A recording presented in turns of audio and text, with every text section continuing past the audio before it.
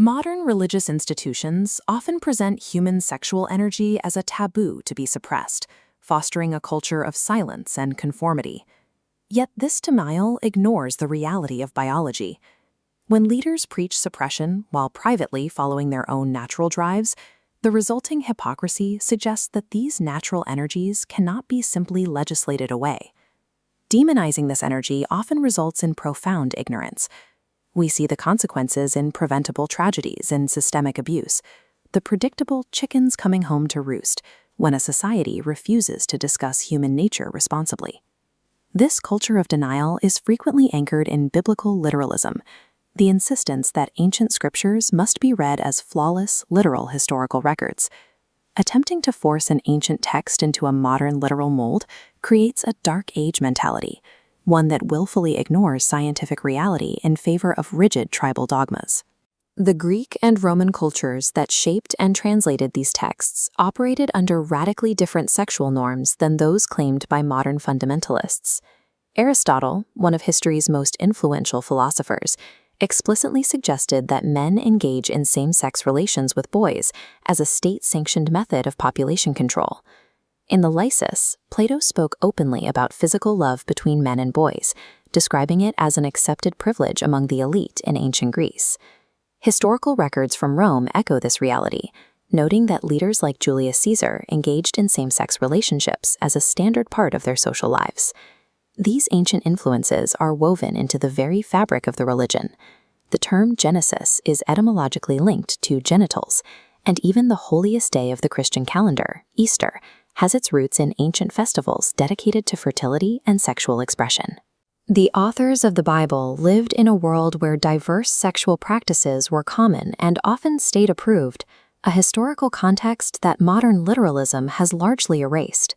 If we accept the literalist claim that the Bible is a perfect historical and moral guide, we must confront the chapters that are rarely discussed in a traditional setting. In Genesis 19, the hero, Lot, offers his virgin daughters to a violent mob to be assaulted, hoping to protect the angelic guests inside. A nearly identical story appears in Judges 19, where a Levite priest throws his concubine into the street to be brutally abused by a crowd all night while he remains safely inside.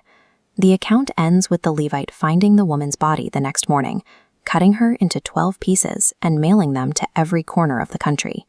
A strictly literal reading of these texts presents a record of horrifying, unpunished violence and the systemic degradation of women, rather than a clear moral compass. The fact that Genesis 19 and Judges 19 share the exact same structural narrative beats suggests these stories were constructed as mirrors of one another. In ancient literature, such precise repetition often indicates that the narrative is functioning as a vehicle for a shared symbolic concept, rather than a unique historical event. When viewed through this lens, the characters function as symbols representing the internal human condition. The Levite represents the mind, and his servant the ego.